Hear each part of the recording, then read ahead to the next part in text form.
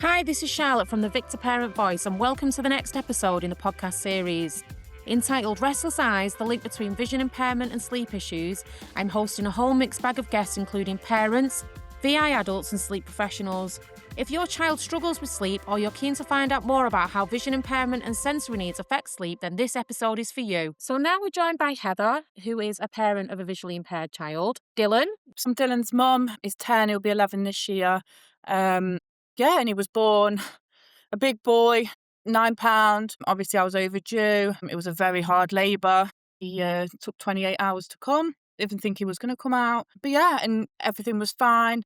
Next day after he was born, he stopped breathing several times. So they rushed him down to the NICU. They said, we're going to check him over, did all the tests, and they found he was born with a hole in his heart, which is called a PDA. I don't know the posh name anymore. I can't even pronounce it. So they was like, we're going to just make sure he's okay. And then they discharged him after 7 days and said he was fine. It all healed up. Roll on to like 2 months later. My friend actually said, oh, he doesn't look like he's focusing with his eyes. It doesn't look like he's like looking at stuff. And I was like, oh yeah, I didn't really notice it. Being a young mum, first time mum, kind of thought he's my perfect baby. And took him to the doctors, the GP, and she said, oh, it could be a possible squint. She says, we'll refer you. And then obviously another 2 months passed till we got the referral. Got to about, was he about 5 months old? And took him to the specialists in Nottingham. And they looked behind his eyes and said, oh yeah, he's got optic nerve hyperplasia.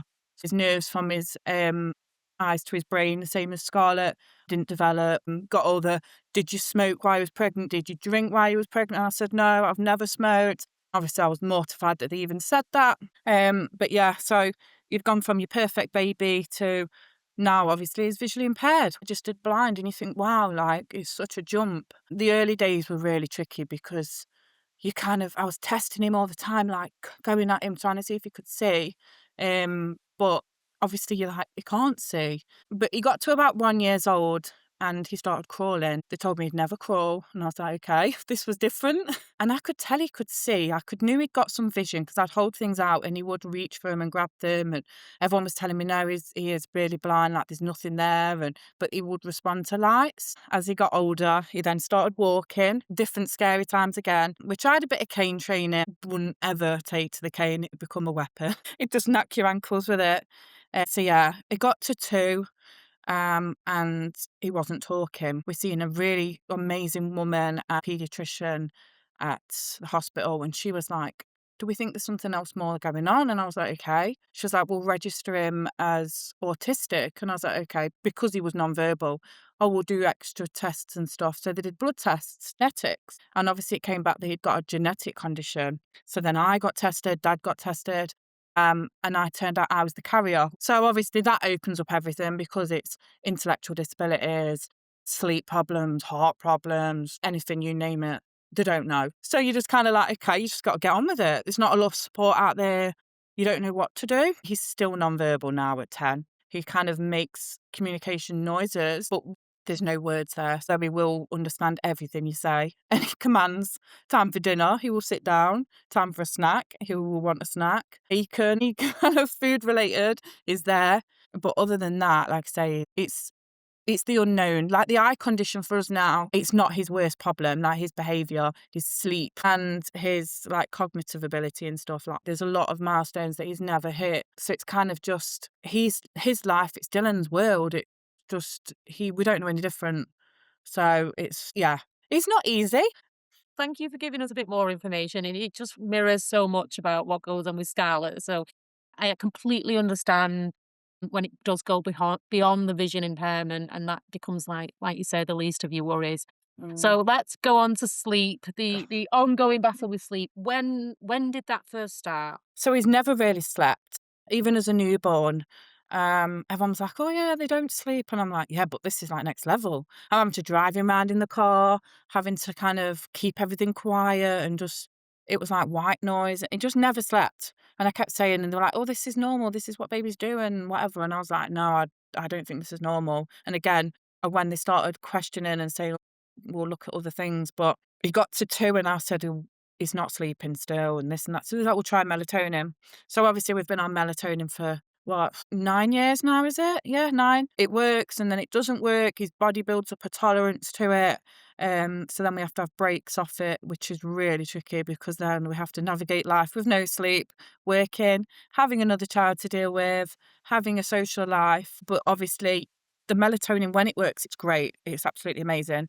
And it does kind of get him into a deep sleep. And then obviously when he wakes up in the middle of the night, we can give it and it does go back to sleep. But sometimes it could take 20 minutes, sometimes it's 2 hours. By the time he's gone back to sleep at like, say, 5 o'clock in the morning, he's got to get up to go to school. We've got to get up and go to work. It's still a battle. So then we had a paediatrician involved, and she mentioned promethazine, and I was like, "Oh, give it a go." Again, amazing. Absolutely, like, it was like a game changer. When you're desperate and you have no sleep, you will do anything. No, I completely understand. He didn't have any meds last night, but the night before he was absolutely wired and I could tell it was gonna be a battle for bed. So he had 2 melatonin to get him to sleep and he had 1 promethazine, and I thought, that's gonna do the trick tonight." I think the more you use it, you build up, like, a knowing of yourself and you knowing of your child, how much to give. So obviously Dylan can be on the max of melatonin and obviously can have quite a bit of promethazine. So I have to kind of pick and choose when I use it. So I give him 2 melatonin to get to sleep because obviously he can have 10 mil. So I give him 2 to get to sleep, but then if he wakes up, he can have 3. So I have to kind of make sure we get it right. Obviously, a lot of children are different. What works for one doesn't work for everyone. Do you notice like a difference? So, does he tend to sleep better when he's been in school or when he's off school? Definitely better when he's been at school because he's so active. He's got the trampoline, he's been swimming, he's running around, he's got a lot of activities. I think at home he gets bored a lot. To have had quite a good journey because I've worked with a lot of parents in the past who've said, they've had to actually say, we're not leaving this office until you prescribe us melatonin. When you met that wonderful paediatrician who introduced it to you and really helped you out, it sounds like. Did she say that she was giving it due to the autism and learning difficulties or due to the visual impairment or a combination of both? I think it was a combination of both because what they say with obviously vision impairment, they don't have any time of day, they don't know what day it is, they've got no awareness. So she said maybe the fact that he's got his learning disabilities and autism, but maybe the vision impairment, he doesn't know the triggers of, oh, it's getting late now, it's getting to like tea time and then it's getting on to bedtime. She said she don't think he has that awareness to know that it's bedtime and his natural melatonin is then kicking in. So I just think it was kind of a mixture of it being both. And I think her listening to me, telling her my sob stories and crying and kind of going, "What do we do?" She felt kind of sorry for me. When it becomes down to a level of comprehension, you can't just say, well, if you're up, everybody else is up. We're all having nervous breakdowns and all of this because they just don't comprehend it. What I hope, well, obviously when Scarlett was little, I was up, like, watching her, because obviously she can't be 3 years old running around the house. And then as she's got older, I thought this will get easier because she'll just wake up and she'll just sit in a room and she won't. But then she carried on running around the house. Thankfully, we've got to a stage now that if she wakes up, she does stay in her bed. She may kind of venture into my room or go to the toilet or go and see if we've left the snack cupboard open. But then she will put herself back in bed. So I thought this is amazing. But because she's like a stimmer and she sings and chats away constantly and she's quite noisy with it. Even though she's awake at night and she's not disrupting the house, she's quite happy just sit there doing her own thing. Because of all these kind of noise making and singing like the same line of, like round and round the garden over and over, I can still hear it in the next room. Honestly, I've Googled about, like when you say you get to these desperate times, I've Googled about like how do I soundproof a bedroom. And I thought about putting all that acoustic absorbing sponge on the wall. It's obviously got a lot better with Scarlett now and we do manage it. But like you say, like melatonin and promethazine, however you pronounce it, isn't there might be some parents listening now who think, "Oh my God, that's all our prayers have come at once." And it's not a case Mhm. of that because you still have to do the ongoing work with it. And like you say, what happened in the day has a huge impact. One of my current issues with Scarlett and her sleep, even though we've got kind of the routine and the medication, like pretty much down, is it's become ongoing because she's got some teeth issues now. So that's like started all over again. And I tested everything and I thought toothache, it's got to be toothache. But we're getting to a point now where she's saying and putting a hand in her mouth and will say hurting. So, it could be something as simple as pain that they're not able to communicate, or Mm. something emotionally distressing's happened at school that's frightening the life out of them. And because they can't come home and say, Mum, I feel really bad, this happened today, and like something's really upset me. And because they can't get that, they take all these thoughts and feelings, whether or not it's physical or emotional, and they take them to bedtime with them, and then that can then you're back to square one again. So it's not like you fix it with medication and a sleep routine, because there's so many things that happen in the external environment that can have an impact. It's a constant ongoing battle, and I just think there's not enough understanding and support for parents out there who are going through it. We talk quite openly about it because our children are older now. One of the things was just banging on the radiator all through the night, constantly all through the night, and it was just bang, bang, bang. I found out now it's because she's a sensory seeker and she likes the noise and she likes the vibration. But when your children are young, there's some shame associated with saying, you don't. The last thing you want to say to anyone is, "I'm not coping," Oh, because you yeah, feel like a failure. So if you go in and you're crying and saying, "I can't cope," and they've not gone to sleep, and then you get people of children who haven't got disabilities saying, "Oh well, babies don't sleep." Honestly, I could feel like laughable. Yeah. killing someone. And people don't understand the difference between not sleeping as a newborn and not sleeping as a complex needs. Why don't you do a reward chart or something? And you're thinking it's really not that You feel simple. like saying, "There's your reward chart," because that's not gonna Definitely win. not, no. So, yeah, it's quite funny how our lives, mirror what's going on with our children, considering the similarities in the conditions as well. But, yeah, well, thank you for chatting with me today, Heather, and sharing everything that's going on with you and Dylan. I'm glad So you, take it on with some humour. to live with it, because I just think every day is a battle. There's so much things to go on. It's only now where we're getting to the point where he's getting a bit older, he's getting like a preteen, things are getting easier. Obviously, a few years ago, things were really bad and we was on our knees. I was asking for help all the time. I was battling. I had a 2-year battle with CAMS. Obviously, that was really hard to obviously go through that route and wait for the medication and choose the medication. And everyone sort of like down looks on you for doing things like that. But for us, it was what we needed because Dylan was in such a dark place. We couldn't help him, like you say, with the teeth thing. We were going through all the same things. We took him to A&E several times. They were like, "What do you want us to do?" And I was like, "There's something wrong with him. You need to find it out." But in the end, we just kind of put that down to mental illness, like mental health, because he'd gone from being at school in his happy place, the 6-week holiday start, and you never know what to do. And I always say to parents, like, you can always ask for help, but I said sometimes the help's not there, but you have to keep trying. And it's it is kind of unknown grey area of people having a child with special needs, because people like they feel the shame, they feel like you mourn what they've not got, or they mourn that they can't do this. You've just got to live in that moment and get on with it and just take every day and don't put pressures on. And I always feel like people go, "Oh, they're not going to do this." And yeah, they're not going to do this. And I'm not bothered he's not going to do this. Or write his name. And it's like the little wins. Like we've just had parents' evening. He's smashed all his targets and he's loving life at the minute. And it's like, you've just got to take them chances and them wins of, yes, your child's got needs and your child's not the same as this child. But at the end of the day, they're your child and you love them. Ours both love music and they love dancing, and Dylan jumps and bounces and breaks stuff, but that's just him, and it is just what you do, and you carry on, and you just support other people that need it. Oh, 100%. And, I hope, what you've shared with people today have been helpful, especially with children who are visually impaired and, got some additional needs. And then, there's the challenges there in getting a diagnosis or get anyone to listen Yeah, to you saying that I think the child might be autistic. But I just like the one thing that is hard and fast, that if you sleep and if that child sleeps the night before, the next day you can face all of these challenges. It's when they're not sleeping and you're dealing with that on top, it does feel unmanageable. And there's so many overwhelmed parents there who's screaming out for help who are not getting it. yeah.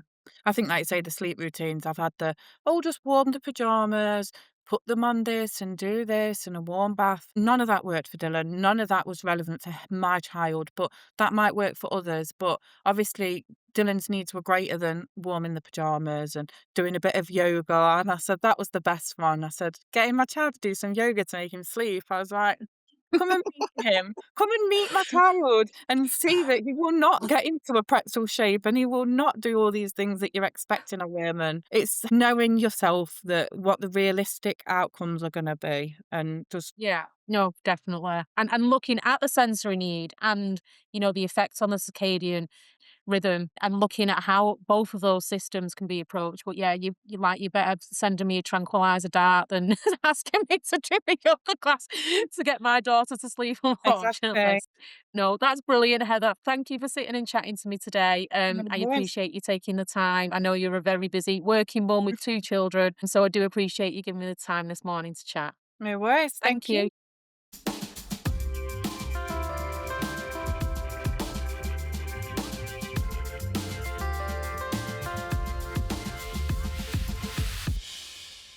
So, in this next segment, we're going to be chatting to another sleep practitioner. Chatting to sleep practitioners is one of my favourite things to do because we all get so much advice and insight off each other. And it's just one of those topics where you're always constantly learning. So, I'm really pleased to be joined today by Michelle Cyril from the Family Sleep Specialist. I'm going to allow Michelle to introduce herself. Sure, thank you. And thank you for inviting me to join you because, like you, I love talking about sleep too. So, I'm Michelle and I specialize in neurodivergent children's sleep. My company is Family Sleep Specialist, and I use evidence based sleep strategies and a neurofirming approach. And I blend my own lived experience as well into how I support parents because I have got two neurodivergent children myself. And I think the combination is great. Parents are supported by somebody who really gets the challenges that they're facing. Yeah, I completely agree with that. When I work with obviously visually impaired children, the fact that we're living and breathing it just really it helps you in your job and it helps the parent who's receiving support. Having that common ground certainly is helpful. So, what first sparked your interest in the connection between neurodiversity, sensory processing, and sleep? So it started off with I have twins, and one of my children slept, and the other one didn't. But when they were very little, I didn't know. I didn't know they were neurodivergent. I didn't know this was what was going on, but I just knew that for 2.5 years I was extremely sleep deprived, and I felt like I was getting it wrong. I didn't know what was going on, and it was hard. I felt really alone, and it was a real struggle. So I got interested in sleep then. I got trained up in sleep, and then I I then got to a point where I was like, I've got all this knowledge, and me as a professional, I'm struggling with my own children. Like, bedtime became a nightmare. It's just so difficult. Like, teeth brushing would be refused, or having a bath or a shower. Like, I knew what bedtime should look like, but I was really struggling with my own children. And then I reached out to a neurodiversity consultant, and that was the missing link for me because I knew professionally what I needed to be doing, but I had the neuroaffirming part missing. And so now that's why I support neurodivergent children, specialize in that because they have unique brains and we need to support them in a different way. My real passion is supporting parents like me who are trying it all, trying all the standard sleep advice, and nothing's working. You need a different approach. From your experience, what are some of the biggest misconceptions parents have about sleep and neurodivergent children? Okay, so it's a great one because it's all about the sensory system, really. So lots of parents come into bedtime thinking, well, we need bedtime to be calm, but it feels like a battle zone. Children are like running around, maybe having really intense, challenging behavior.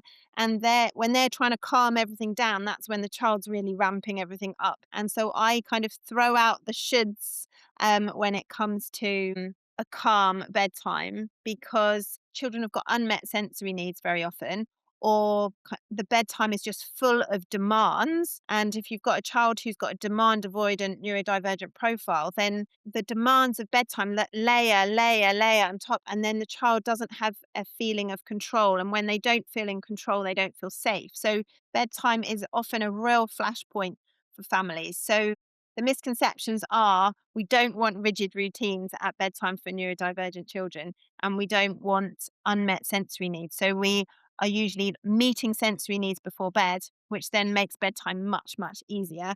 And what I call like topping up their control cup. So we don't want a control cup that's empty, because that's when you get lots of challenging behavior. So we want to top up that control cup on the run up to bedtime. We don't want bedtime to be depleting of them. We want them to feel really in control and feel safe going into bedtime, because when they feel safe, they can then fall asleep more easily and stay asleep. That's a perfect way to explain it. I've never really seen it or heard it being framed like that before, and it makes an awful lot of sense. When I work with visually impaired children, their sensory needs may be because they are visually impaired and neurodivergent, or it might just because getting that lack of sensory input from maybe light and dark, or some other version of sensory processing is going on, and it's quite difficult to pinpoint that sensory need and visual impairment and Mm, neurodiverse, because which is causing the impact, yeah, which is the need, and how do we meet it? yeah, So comparing children who don't have sensory needs and who do have sensory needs, because I imagine that you've worked with children who haven't been neurodivergent, before you yeah. you moved to your specialism.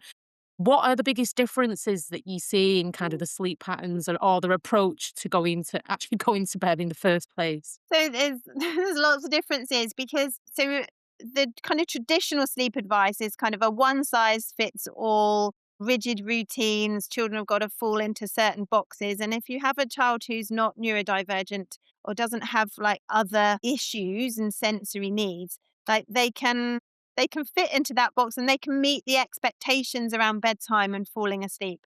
But children who are neurodivergent can't do that. And so maybe like where a reward system might work for a neurotypical child, um, and like I want you to get into bed and stay in bed. That might work if we can like do a sticker chart or some sort of reward system. But if you have a neurodivergent child who's got unmet sensory needs, getting into bed and staying in bed and not fidgeting around is going to be impossible for them. There are lots and lots of different things that make sleep much more challenging for neurodivergent children. To get into bed is one thing, stay in bed's another thing, and then fall asleep, which can also feel like a demand, and stay asleep as well. The Yeah. complexity and the layers, and that's why I when I support parents one to one, I support them for a minimum of 2 months, because it takes time to unpick it all and get into a rhythm, um, see what's working. So say the parent was looking at their child and thinking, right, that sounds exactly like mine. That's mine. That's mine. That's mine. Sometimes it may just be behavioral rather than linked to the sensory needs. Is there any kind of big indicators that go, right, this isn't due to the neurodiversity? One of the things we want to do is just eradicate whatever's going on, eradicate that tricky, challenging bedtime, whether that is related to sensory needs, or maybe it's related to maybe a child having what we call a delayed sleep phase, where their sleep hormones are about out of sync. So you're putting a child to bed when they don't feel tired and their body's screaming at them, I'm not tired, but the clock says it should be bedtime. So you can get some delaying tactics and tricky behaviors around bedtime then, but it's not related to sensory needs. But regardless, like, you want to eradicate that what's going on. So very often we push bedtime back so we can have them get into bed and fall asleep quickly. Once they can fall asleep quickly, we start to move bedtime forward again. But when I say fall asleep quickly, a neurodivergent child with a really busy brain, it's normal for them to take up to half an hour to fall asleep. But a child without that busy brain may be able to fall asleep within 15 minutes. So falling asleep quickly at bedtime is different depending on the child. Oh, okay. So if anyone's listening and a child is taking about half an hour to fall asleep, there should be some peace of mind there that that Yeah. is completely normal. That's my daughter is obviously visually impaired and neurodiverse, and she's around half an hour to an hour. Whilst I'm speaking about my daughter, I'll move on to sensory seeking, because every time anyone Yeah. says the word sensory seeking, I think you find a picture of my daughter in the dictionary next to that. But I want to look here now a little bit more at sensory seeking versus sensory avoidance. Some parents may have had a profile done by an educational psychologist, or may have a OT input, and a profile has been completed on this child's sensory needs, and they'll either be one or the other or a mixture. But in terms of your approach to a sensory seeker, how would that differ for one towards a sensory avoidance profiled child? Yeah. So if a child is, well, I can blend it in because sometimes a child is sensory seeking, but maybe they don't like to be touched by somebody, but they want the sensory input. So that they can be avoidant of some things like hugs before bed and things, but they're happy to be touched in a different way from a cushion where they perhaps feel more in control of that. The children who are sensory seeking at bedtime, we would usually try and meet their sensory needs in a really kind of gamified way, so they don't feel like it's another demand on. So if they've got some like maybe like bathroom scales at home, we can like do a what I call a scale press down, where they just press their body down into the scales and they see the number changing. They feel really in control of that, and it's not somebody hugging them. But if they like being hugged, they can have like a 6-second bear hug, which is lovely because it is 6 seconds is enough to boost the love hormone oxytocin, and then we can let them go. Or we can do some like pillow presses, or they can bounce on a space hopper. Or you can stand with a beanbag and pretend to be a gladiator and try and get your child to push past you. There are so many like different games, or just getting on the floor and holding a plank is a way of putting pressure through the body and meeting those sensory needs before bed. But if a child is avoidant, they might prefer gentle rocking. So you might be able to get one of those like little banana boards or balance boards, and they could maybe like rock on that. Or if you've got a sheet or a blanket and two adults, you might be able to just gently rock them. So we're meeting some sensory needs, but in a less intense physical way, but we're helping regulate that vestibular system before bed. So you would want to kind of avoid like big amounts of spinning for some children, because that might be really alerting, but for other children, they might find that quite calming. Very often I'm working with parents where bedtime has become a battleground. Nobody's enjoying bedtime. And when they get a plan from me, it's a step-by-step plan, and they can use these strategies from the very first night. And then suddenly we're getting joy back into bedtime. Yeah, when you were just mentioning your games, we rock back into and we sing the same row, row your boat every night. And it's like if I could see kind of, it coming out of a body, you can just feel everything just like slows right down. And everyone thinks that is never going to work. Scarlett's 15 now, she's bigger than me. And it's just been one of our go-tos. And you know what it's like when you find something that works, you just, Yeah. I'm gonna do that. I know everyone kind of goes, weighted blankets, and sometimes it just doesn't work for some children, and it's unfortunate that you have to find out the hard way after you've bought one and tried it. But these Lycra sensory sheets, they're on Amazon, and I suppose there would be other providers that really helps, because then Scarlett could still feel like she had her duvet and the comfort that she got from a duvet, but then had the kind of being wedged in feeling that is quite important to her and her seeking needs, and I do recommend that quite Yeah, regularly. it's like having a cuddle in bed. And also, weighted blankets are meant to be taken off after a child's fallen asleep. So then they're waking up and notice a change in their environment. They're like, oh, hang on a minute, I don't have that blanket on me anymore. Many parents leave them on, but the advice is to take them off once they've fallen asleep. So my preferred thing is definitely a lycra sheet because it can stay on all night. But we've looked at the leading up to bed. In terms of once you're in the bed and you want them to stay asleep, what I think people are finding is their child is hitting this partial awakening in the night.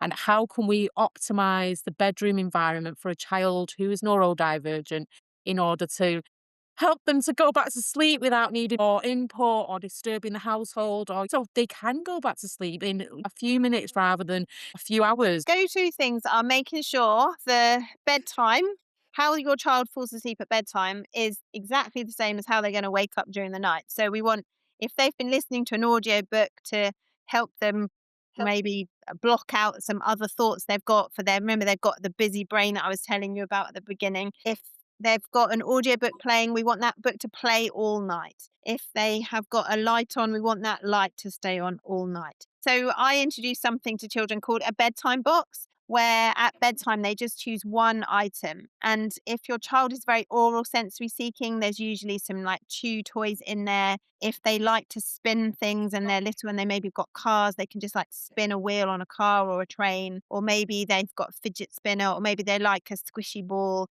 Give them the chance to choose one thing, and that one thing stays with them from bedtime all through the night. If you're doing something on repeat, it's very, very relaxing and it's going to help you fall asleep more easily. I'm a huge fan of the bedtime box, so Yeah. I'm glad you recommend them as well. And Michelle did say earlier on she's not an OT. I am not an OT. And we're going to touch on proprioceptive and the vestibular systems just because um, they are affected quite heavily by a lack of sight. So although Michelle's specialism isn't in visual impairment and we're looking at the sensory side of it, we're going to touch on it a little bit. Yeah, I do often recommend people use their child's DLA to help fund a private OT assessment. Well, I mean, you can be on a waiting list on the NHS for so long, but sometimes having a private OT assessment from somebody who is trained in sensory integration is so helpful. They can give you immediate things to do to help your child, and it's the people who are trained in sensory integration that are going to be most helpful to you. So, for example, if a child is spinning a lot, they might be trying to help sort out their vestibular system. So that's where gentle swinging that I was saying earlier might be helpful before bed. But if a child is maybe like bumping into you or wanting like big movement, then maybe they're jumping a lot, running around a lot at bedtime, or they like want like maybe when they give you a cuddle, it's a like a really big tight cuddle, like you feel like you're gonna have your ribs broken. That's a child who's seeking proprioceptive input. So those are the things where like the bigger movements might help. So encouraging jumping before bed, maybe like wrapping them up in a blanket, holding the blanket by their feet and getting them to commando crawl the way out. The way out there. I call that the burrito game, but a family recently called it the blanket escape. Yeah, and of course you may have a child who needs both. My daughter is a bouncer. She would bounce for 24 hours a day if we let her. If we put her on the trampoline, she can stay on there for 6 hours. And what I found when she was little is because she loves to bounce so much, she's got like the core strength of a gladiator. There was no amount of bouncing that's ever going to stop Scarlett from wanting to bounce.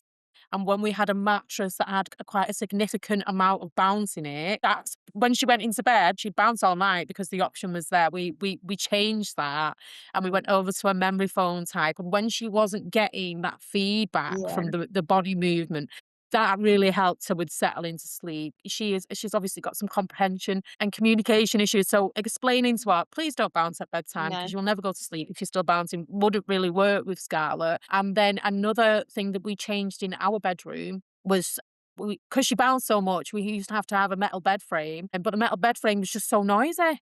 And then she was getting the auditory mm, inputs, and then I changed to a divan bed. But because she was getting bigger, and divan beds are like basically made out of cardboard, it seems, she was breaking the divan beds, and this went on and on. Eventually, we got a grant for it because they are quite expensive. There is a particular bed company. So if you are a parent that's experienced any of these, please do put a comment in whatever streaming service you're listening to. Thank you very much. Thanks for joining me. I hope everyone that's listening enjoyed this segment.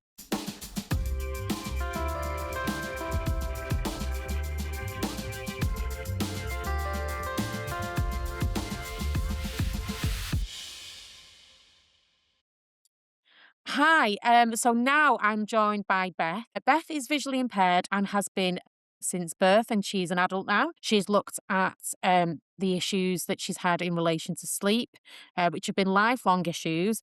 Beth is also a parent of two nocturnal children who aren't particularly great at sleep either. It does seem to be inherited down the family. The interesting thing about Beth's family makeup is one child is neurodivergent and one child is visually impaired, and they both have sleep issues. And I suppose it kind of highlights the issue about, is it the visual impairment that's causing the sleep issue, or is it the neurodivergent? And we're just going to have a little bit of a chat about kind of the effects that visual impairment can have on the circadian rhythm and the effects that visual impairment can have on the sensory system, which are two important systems when it comes to sleep. So I'm going to hand over to Beth to tell you a little bit more about her. Hiya, so I'm Beth and I have aniridia. which means that I was born without an iris, which is the coloured part of your eye that controls the amount of light that enters your eye. So I just have big black pupils. But aniridia also means that the whole of your eye is underdeveloped. So I've got quite a few different eye conditions linked to aniridia. I have nystagmus. I have had cataracts removed. I've got cornea disease. I've had a retinal detachment, and I've got optic nerve hyperplasia. And everything in the eye is underdeveloped, which leads to visual impairment. Um, and my daughter Daisy also has the same condition. Um, and then I've got a son. So I like to joke that I got my 50-50 because it's a 50-50 dominant genetic condition. And I've had sleep issues for a very, very long time. I mean, my mum remembers that I wouldn't sleep in a bed. She would find me like asleep on the floor next to the door and have to put me back in bed in the middle of the night. And they used to have to dress me in very warm sleep suits to just keep me warm because that's the only place I would fall asleep. And from a very young age, I remember waking in the middle of the night and not being able to get back to sleep for hours and hours, and it was really quite distressing. Then when I hit my teenage years, particularly after I'd done my GCSEs, I noticed that my body clock would shift, so my time of going to sleep would get later and later, and my time of waking up would get later and later. And um, so I never quite knew what to do. There was no real help with sleep apart from, trying not to get up in the night or seeing if getting up helped, and trying not to do things before bed that were stimulating, like watching TV and things. I tried everything. And then quite a few years ago now, I saw that there was some research into the syndrome that goes alongside aniridia called Wagger syndrome. And they were looking for people who just had aniridia to take part. So I went to the NIH in America, which is the government research hospital, and I spent 2 weeks and basically had a full body MOT. So as a result of that, I was diagnosed with auditory processing disorder. So your hearing is normal, but it affects how you're able to process what's being said. And I was also diagnosed with a small pineal gland, which a lot of people with aniridia have. And that's the gland that produces melatonin in your body. And they advised to take melatonin, which I knew wasn't as simple as that in the UK. So I bought some while I was over there and started taking it. I think I bought 4 or 5 milligrams and noticed an improvement. When I came back, I had a really good GP, and she put through all my referrals for me, looked at all the massive report that they sent about everything, and sent me to see the specialist sleep neurologist. Now, I think most adult sleep specialists specialize in like sleep apnea, but this lady actually specializes in sleep neurology. And she said she didn't really see a link with having a small pineal gland, but she did agree to prescribe the melatonin for me. And so ever since then, I've been on 2 milligrams, which did help a little bit. And but I still have had issues with sleep since then. And later on, like just in the last couple of years, I've actually been diagnosed with autism and ADHD myself. So is it the falling asleep or staying asleep or the combination of the both? It's a bit of a balancing act. I get a lot of eye strain and a lot of tiredness because I use the tiny amount of vision that I have very well. So by the end of the day, I am absolutely exhausted. So I can fall asleep at 8 o'clock at night, but then I can be awake at 1 in the morning and then not be able to get back to sleep for hours. But then if I haven't done as much and I'm trying to like not strain my eyes, then I then have the issue of like falling asleep and not being able to sleep for hours and hours. I've recently added in magnesium, which seems to give me a better quality of sleep, even if I don't get as many hours sleep, feeling more refreshed than I was. But I take it when I take my melatonin, and that seems to work because otherwise I was falling asleep and then waking up quite soon after. When Beth first come and let me know that she had sleep issues, we just started off a conversation about that, didn't we? And then we moved quite Yeah. quickly on to your children. Well, the majority of people who are going to be listening to us chatting are going to have children who are visually impaired, whether or not they have sleep issues or they're just interested um, in the topic. So, should we start with Daisy, who is your visually impaired child? So Daisy had quite poor sleep up until starting school, and now she's absolutely exhausted from using her eyes all day. That she sleeps really, really soundly because she is just absolutely done. Her eyes are done, and she's really, really tired. But I'd had several conversations with the pediatrician before the age of 4 about could she have melatonin. Her sleep was very mixed. Like she would wake up or she would be very sensitive to like you would sit with her and think that she was in a fairly deep sleep. And the next minute, like you'd move like a centimeter and she'd like jump up and be like, start crying or be like, "Where you going?" And she can still be like that now. So last night, she was really struggling. And we have Alexa on, so I come down because I have things to do and jobs to sort out. And she was really struggling to get to sleep and fall asleep and like be reassured. So sometimes she can spend an hour needing that reassurance and to try and fall asleep, but she doesn't have that waking up in the night, which she used to do when she was a baby and a toddler, and that real sensitivity about like just waking up with anything and not being able to get her back to sleep.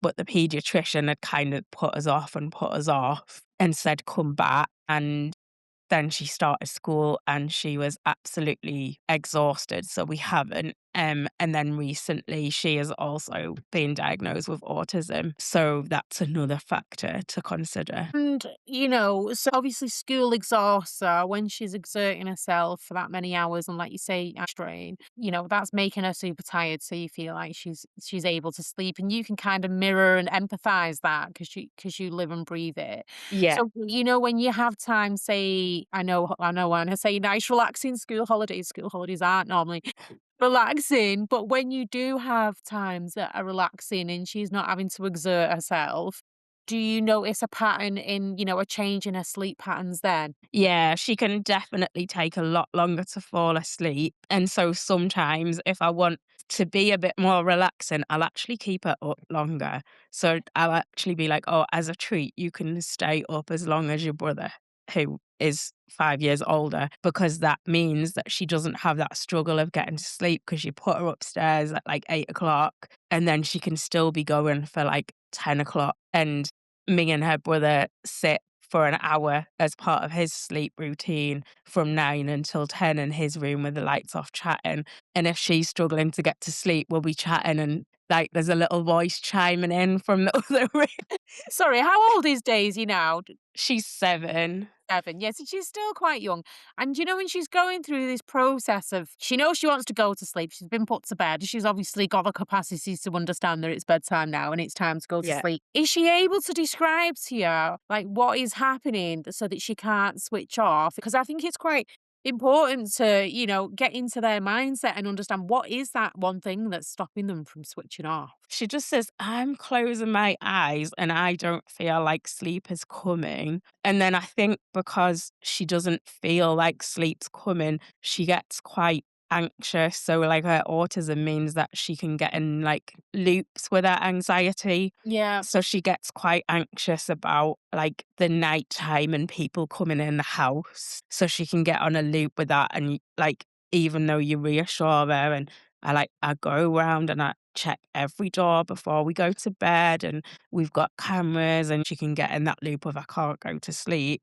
And obviously that makes things worse. And she can be quite sensitive to like any sensory changes. So like new pajamas or being too hot or being too cold, or she has very, very curly hair. So she wears a bonnet to bed to stop her hair knotting. Anything like that, any changes of anything like that can stop her from sleeping as well. So, for any parents that are listening that might be like, oh, that's a little bit like my child, have you found anything that you've done around this? Have you got anything that you would recommend? We have quite a strict bedtime routine, and I try and follow that even in holidays and even when we've done um other things. So even if she might get to bed a little bit later. So I guess an example would be the night that she goes swimming, and we have a lovely, excellent specialist swim school, and her lessons 6:30 till 7. So she listens to her audiobook in the car, and then we still have a cuddle before bed. She has a cuddle in my bed, and then she goes in her bed, and we put all her bonnet on and everything else to keep it the same. And I try and keep like to cotton pajamas. At the minute, she wants Pokemon pajamas, but I can't find any that are pure cotton. And I Mm. know that if I change her to polyester pajamas, that's gonna not help with the sleep. So just keep into that, even if the routine changes. And then I lie on my bed for 10 minutes. But before that, we put Alexa on drop in. So that means when we go downstairs, quite often she's still awake. So she says, "Can you talk to me downstairs?" Because she goes through exactly the same routines. Oh, okay. Oh, that's what you mean. So you call into the Alexa and you can say, Yeah. right, So it's okay. a bit like a baby monitor, really. Yeah. So even she asks now, she says, like, "Alexa, drop into living room." And then she says, "Talk to me when you get down." So I get down, I say, "Love you, Daisy, sleep tight, get some sleep." But if she needs anything, she can say, "Mom, like, I'm closing my eyes, but sleep's not coming," and I can still talk to her, but it means I can be downstairs and do what I need to do Yeah. because I'm a single parent. So there is only me to get all the jobs done, but still provide that reassurance. Um, and sometimes she asks that, like, how many minutes is it until you come up now? And that is often enough getting that reply to then eventually to settle her. But there's some nights where we go up at 9 for Edward's hour and she's still, talking, and she's not reassured until we're up there and she still can't settle. Oh, so that's interesting. Oh, sorry about the. Oh, it's okay. The dogs. If all we. So you just mentioned Edward then. So Edward is your older son Yes. who isn't visually impaired No. but is neurodivergent, who also has sleep issues. Yes, he does. So he has had sleep issues from forever, and he didn't get a diagnosis of anything until he was 8. But I remember the same thing as Daisy, like waking up as a baby and then not being able to resettle in the night. At one point, he would only sleep with his eyes covered by a blanket. So he used to cover his eyes and leave his nose and mouth open. Or he would only nap in the day if I was walking. So I used to walk miles with my guide dog and him in the buggy or him in the carrier.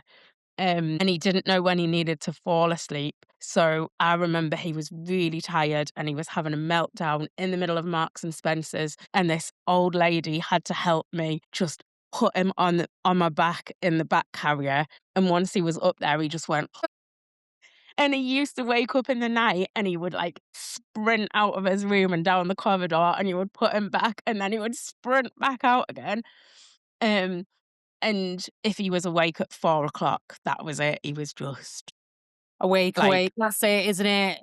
awake, awake. And with his ADHD, he was basically, once he was awake, he was running round and round and round or sitting with his tractor with a bowl on his head. And he was just on the go, like constantly. And I tried everything to tire him out to make him to sleep better, but he still really struggled to fall asleep, really struggled to stay asleep, woke up really early, and he still really struggles now. And he is medicated for his ADHD. The ADHD medication has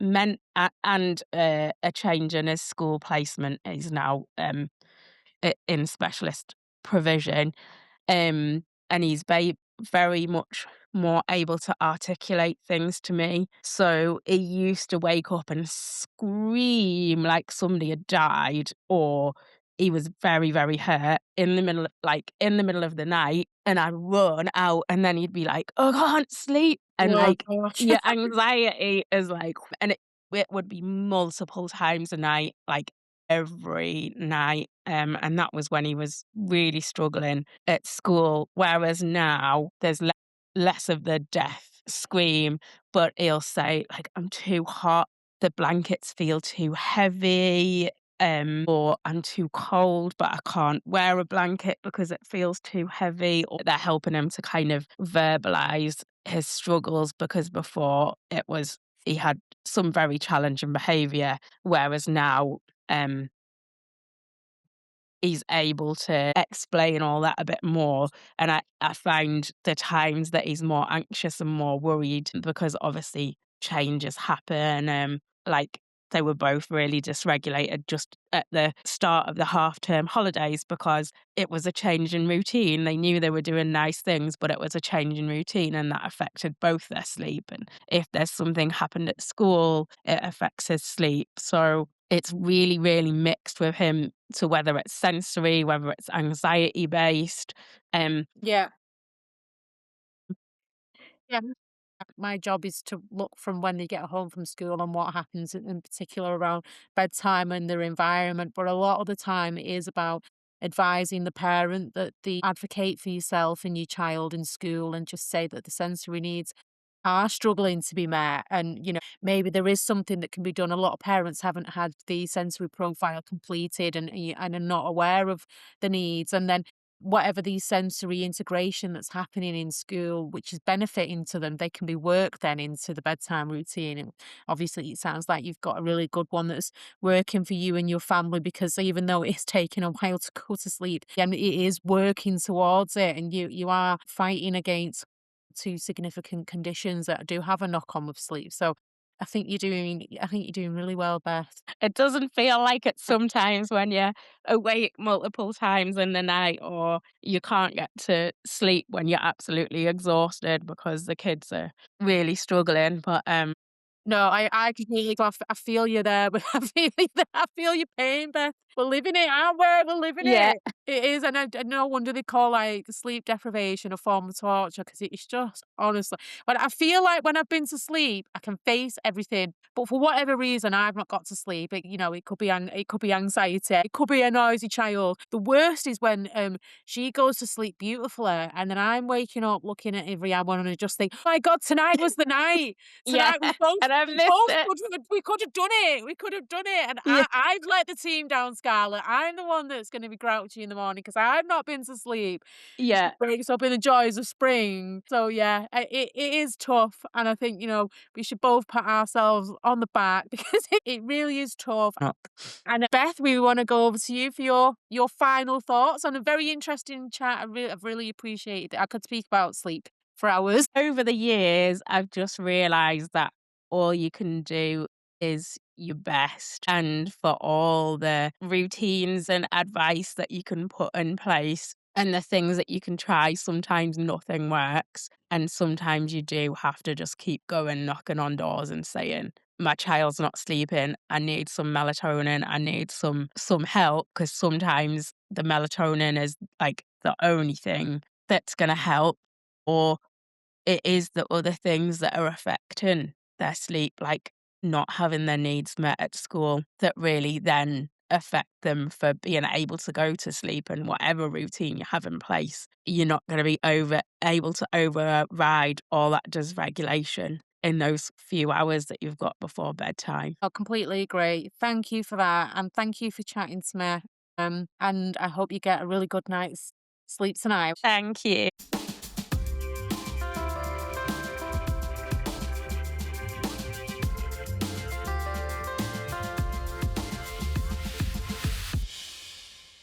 And for this part of the show, I'm being joined by sleep practitioner Helen Rutherford. Helen is the lead sleep practitioner at the Sleep Charity, and the Sleep Charity is who I have been trained by. So if you've ever had a workshop from me or had any one-to-one sleep support, the information I've shared has likely come from Helen. She's a bit of a guru in her field. So yeah, I'm Helen and I'm the lead practitioner. I've been a sleep practitioner for 10 years now. I think I trained in 2016 and that's just gone so quickly. But I did it as part of, I was managing our portage service and I did that for 12 years. And our children with significant additional needs, sleep was always a real issue and none of us had any training. So I kind of stepped in there to do that and it was invaluable really because the rest of the team benefited as well. I've also been family liaison officer for a special school. I'm a mum to 4 grown-up children, so more than qualified to sit here to talk about how it feels to be sleep deprived.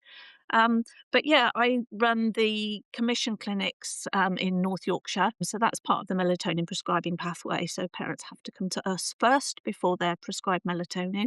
And very often they don't need to go down that route. And as you said, I am quite active on the sleep practitioner training and I travel the country training parents and professionals. Brilliant, Helen. So we'll move on to the circadian system, which is a huge system in getting people to sleep restfully. What is quite common with the visually impaired young people that I work with is there's either a delayed sleep onset where it's taking them hours and hours to drift off, Yeah. or there is the frequent night wakening. So in terms of the circadian system, how would you best advise around getting that nice and strong so that the sleep pattern flows nice and as it should be doing? Yeah, I think it's important to just reassure parents of children with VI that this isn't a one-off. 80% of children with VI will have a circadian rhythm issue. It's really prevalent in this cohort of children. And the light signals that we get when our visual systems are working properly regulate our sleep-wake cycle, and it's absolutely vital for it. So what we tend to see is, as you said, there are children who take much longer to go to sleep. But what also happens is because we don't have that light going in, we also find that the sleep cycles kick into a non-24-hour cycle that they free run. So children actually have often a very inverted sleep system.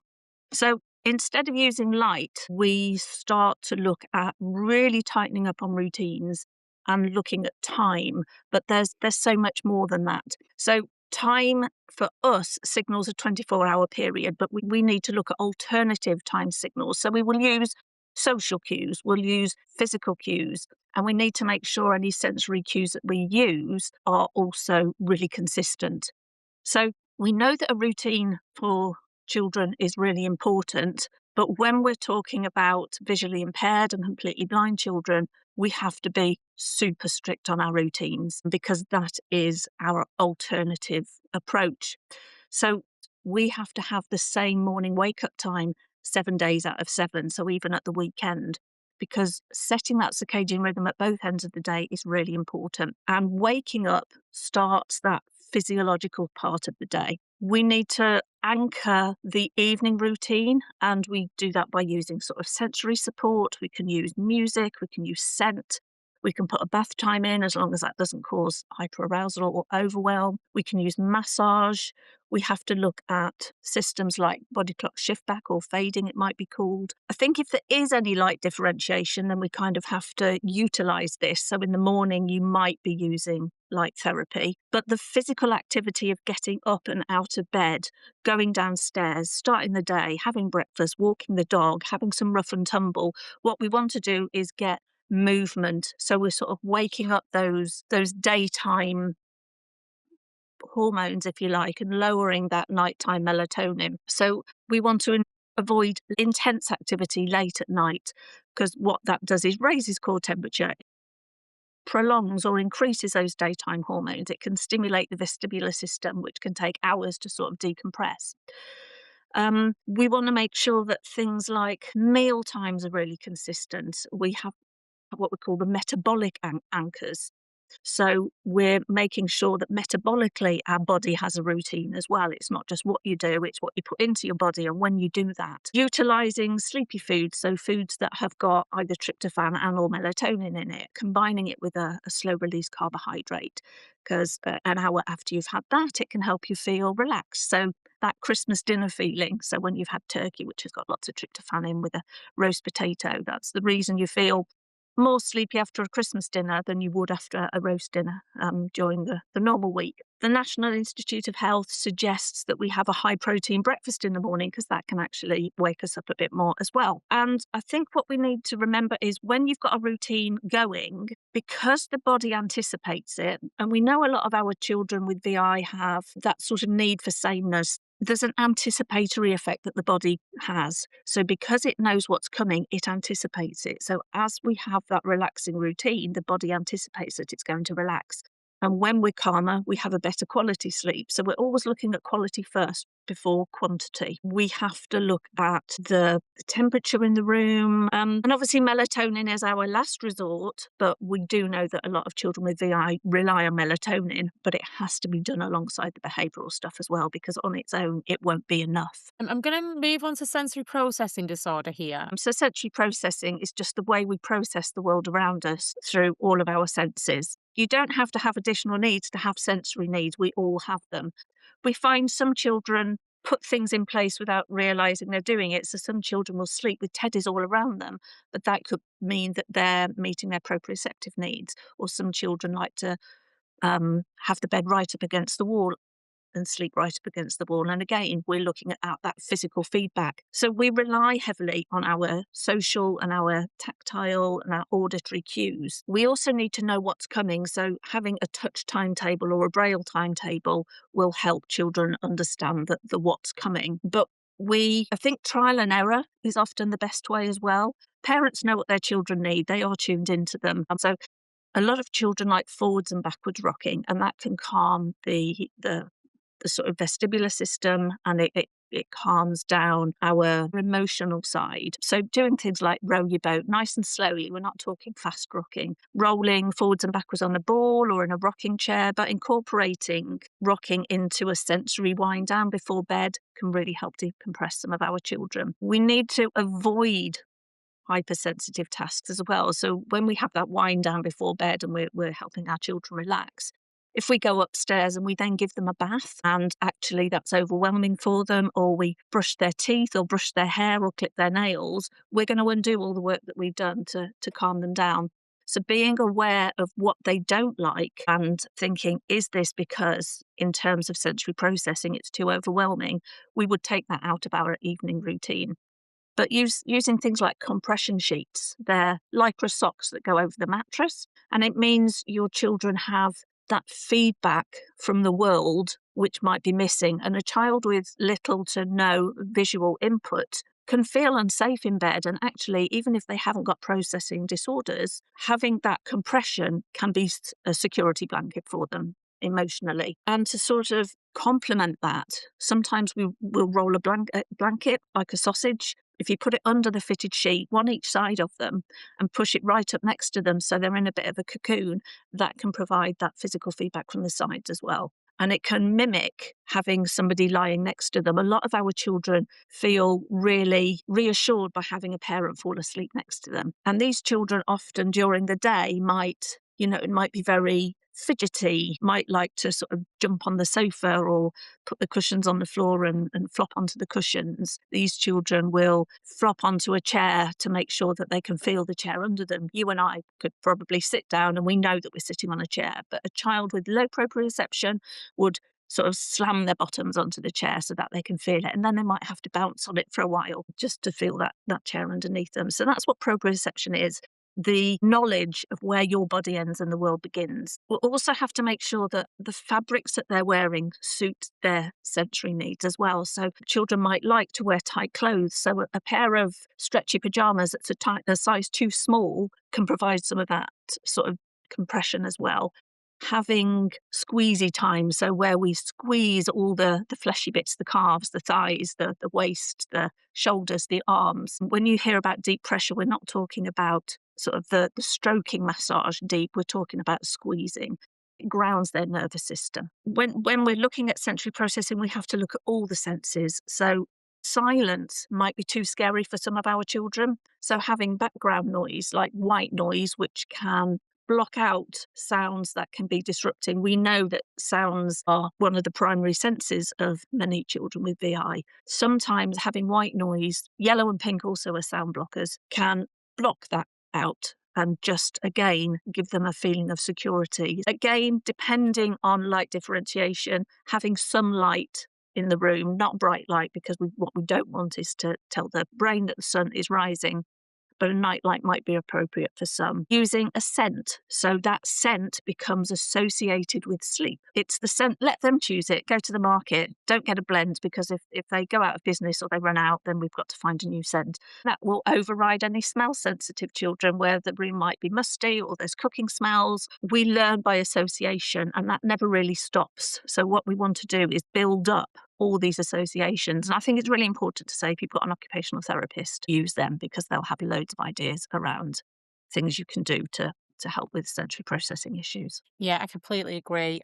You explain very well about letting it be child-led, and the proprioceptive sense is so huge for visually impaired children. When you know, don't you? But, we work with so many parents and you say, have you heard of proprioception? And they say, no. But it is. It's not something that we're ever really taught. Everybody has proprioceptive needs, but sometimes those needs are so big that it actually stops you falling asleep if they're not met. Like a lot of the stuff that you mentioned in your tips and advice are what I use for my own daughter who has huge proprioceptive and vestibular needs. We do the rocking, but we do that in a sheet lycra, and we do the same with the scents and things like that. And although she is reliant on melatonin, it would not work standalone. So, and it didn't happen overnight. It all took time. When you put a program in place, you kind of expect, right, that program suits that child. Actually, that program suited that child at the time that we wrote it. Tomorrow, they might be feeling different or things change.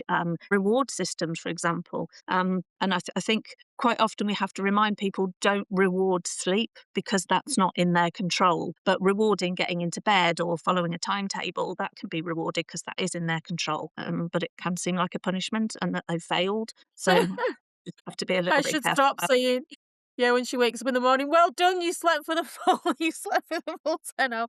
In terms of the changing, we used to use, because she's quite auditory sensitive, as is a lot of the children that I work with. We used to use things like white noise and things that were very effective with Scarlett.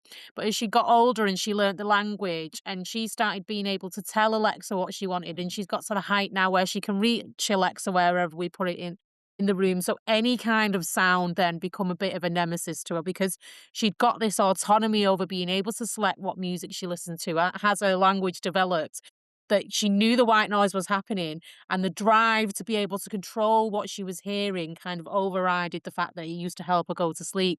So Right. that eventually, so we've become a silent bedroom household now. Yeah, and that need for control is really important. And I think we need to acknowledge that there is that need for them to control their own environment because life's scary enough. Okay, brilliant. I recommend light therapies.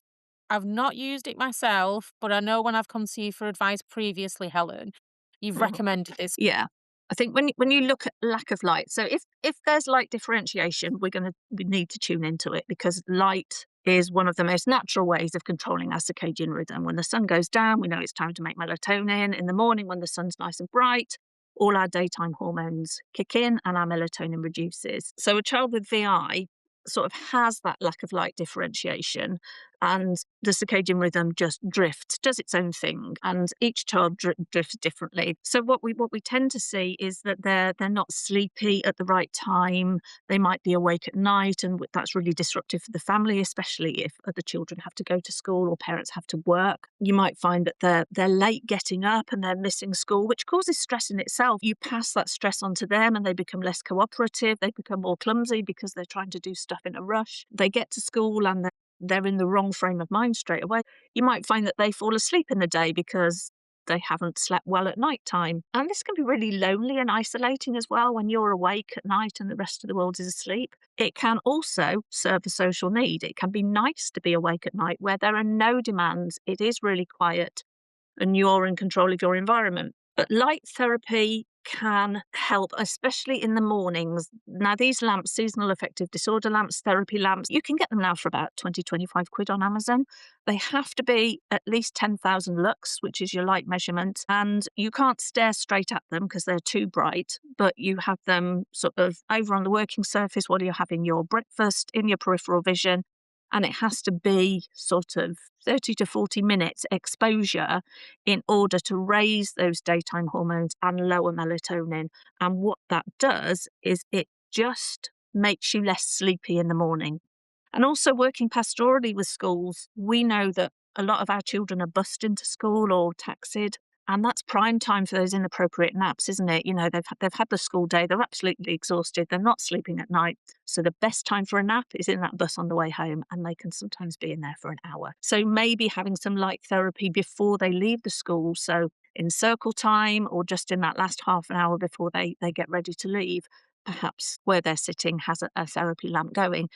And just sort of counteract that in the evenings using red or amber lights just to signal sunset. And that's something else we can do. And in the bedroom, like I said, if it's possible, having the darkest room that the child can tolerate, because the room ideally needs to be dark, because that's how we should be sleeping. So we're going to move on to audio input now, which we understand is very important for visually impaired children. But for a lot of parents out there, we are going to be keen to know about what we can do for this audio input. But we know that children with visual impairment have a heightened awareness of sound. It is their primary understanding of their physical environment, and it can replace light in a non-photic cue to signal time. So I think we just need to enhance what we do using sound as well. So it's part of that really strict routine. So having a wake-up song in the morning or using environmental sounds like bird song, that can be really good. And again, bird song happens in the morning. It's all around associations, isn't it? But the wake-up song would be high-frequency stuff, as it would in the bus journey home, acid house music in the minibus or the taxi on the way home. We want to raise those frequencies and get that brain hyper-aroused. And the same with the wind-down music at night. So, we're talking about sleepy music with delta waves so that the brain can start to mirror. And what happens is the brain mirrors the frequencies that it's hearing. So delta wave is the deep sleep frequency, and our brain starts to mimic that. But sound has a really magical way of calming our nervous systems, and it can help regulate us after we've had sort of nervous overstimulation. And also vibration alongside music, that can also sort of motivate regulation. And I think when you put all this in with everything else we've discussed, what we've got is a really strict sensory routine that the body is going to anticipate and respond to. Okay, brilliant. One thing that does creep up quite often is their child falls asleep to audiobooks. So they're falling asleep listening to the audiobook, and then when they're waking up and the audiobook is finished, that's it then. It's full throttle for being awake. So how would you get around that little niggle that does tend to be quite regularly occurring? Yeah, it depends how it's played. I know Tony boxes are all the rage, and they are my nemesis at the moment. They're great, but they're on a timer. So when we wake up multiple times a night, all of us do, even if you don't think you do. And they're partial wakenings, and as a caveman, it wasn't safe to sleep solidly throughout the night. So we're kind of left with this evolutionary legacy where regularly our brain sort of does a visual and sensory scan of the room. And if everything's the same as it was when we went to sleep, we will just transition into the next sleep cycle, which is why if you've got a good sleep environment, you think you just sleep all night long, which is great. You don't, but that's great that you think you do. Now, if anything is different, there's lots of reasons our children wake up. One could be environmental sounds because we're in level 2 sleep, which is environmentally aware, mostly for the second half of the night. But another one is a change in environment. And that could be you've fallen asleep listening to a story, and then the story's on a timer. So when you wake up, your auditory environment has changed. So your caveman brain is going to say, okay, I've done this visual scan, you're kind of awake, but you're not aware of it. But something is different. I'm going to wake you up properly now so you can check if this is a threat or not. Now, our children don't know why they're awake, they just know they're awake. Now, if they need that put back on in order to go back to sleep, we have what we call an association. So we need to either teach them to go to sleep without it or keep it going all night long. Find something that you can play through Alexa and loop it all night long, or set up a playlist. On YouTube, if you just type in sleepy stories, there are loads of people who give sleepy stories, and sleep stories are very descriptive. And if you fall asleep, you're not worried that you've missed something, because actually nothing really happens. But they're interesting enough to listen to. So it's, Yep. you know, those busy, fizzy brains where children can't switch them off, or their thoughts are just going 90, like pinball machines. It gives you something else to focus on. Now, just before we finish, is there any, you must have been asked this a million times, but have you got any one big lasting piece of advice that parents should take away if they are currently suffering with sleep issues in their child? Think the biggest piece of advice I would give you is, please don't suffer. There is help out there. We've got a national sleep helpline. Please call it. It's for parents and professionals, but it means you'll be able to, rather than just going online and having generic advice for the population, you'll be able to speak to a trained practitioner who'll be able to give you some tailored advice for your specific sleep issues. And the second one is, have that routine and stick to it rigidly, because that consistency is what helps us win all of the time. Brilliant, Helen. Thank you very much. And everything that Helen has spoken about will be included in comments and write ups of wherever we're streaming on. It's always a Thank you. pleasure. I always learn something new every Oh, we time we do have chat. good No, chat. about You have to no, say. I always we like chat. chatting to you. Brilliant, Helen. Thank you very much. Thanks, Charlotte.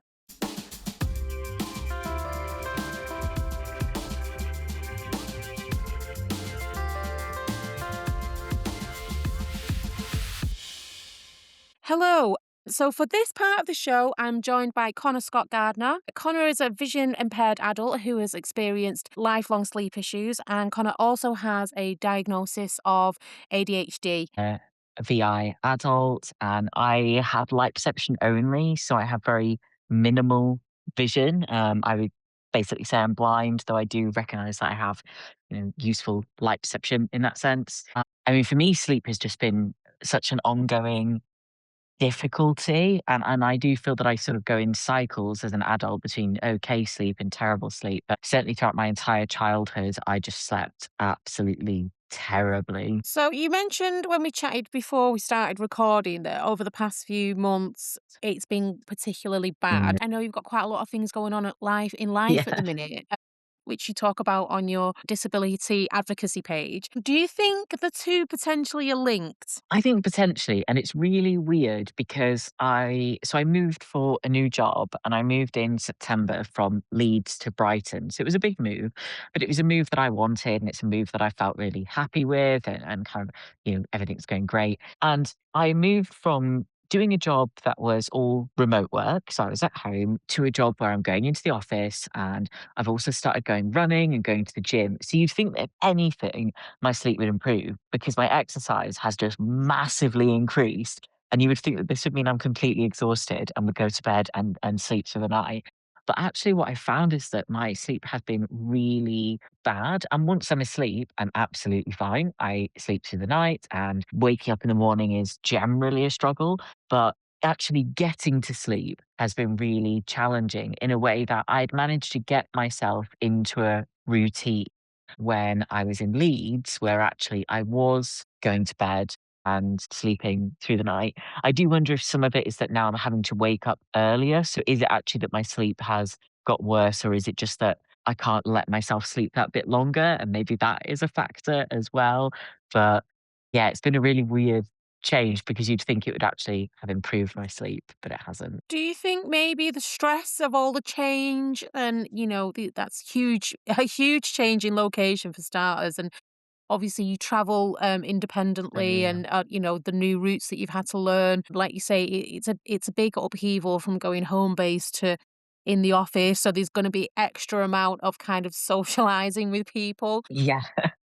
Yeah, so do you think perhaps that, because the stress system plays a huge part in being able to go to sleep, do you feel it's been quite a stressful journey and that perhaps has impacted? It's weird because I don't think I'm stressed, but I also think you're probably right. And it's a weird one because actually if I said, "Oh, do I feel, do I enjoy my job?" Yeah. Do I enjoy living in Brighton? Yeah, it's great. Do I enjoy all these things that I'm doing? Yeah, I do. But I think there is probably some truth in that, that actually is it actually that it's not necessarily a bad thing, but I think my brain might just be kind of almost in overdrive all the time because it's processing so much new information. It's trying to kind of get to grips with that, and actually maybe that is keeping me up. And I've gone from a job where I had clients in my previous job, but I kind of would see someone do the work with them, write a report, move on to the next one.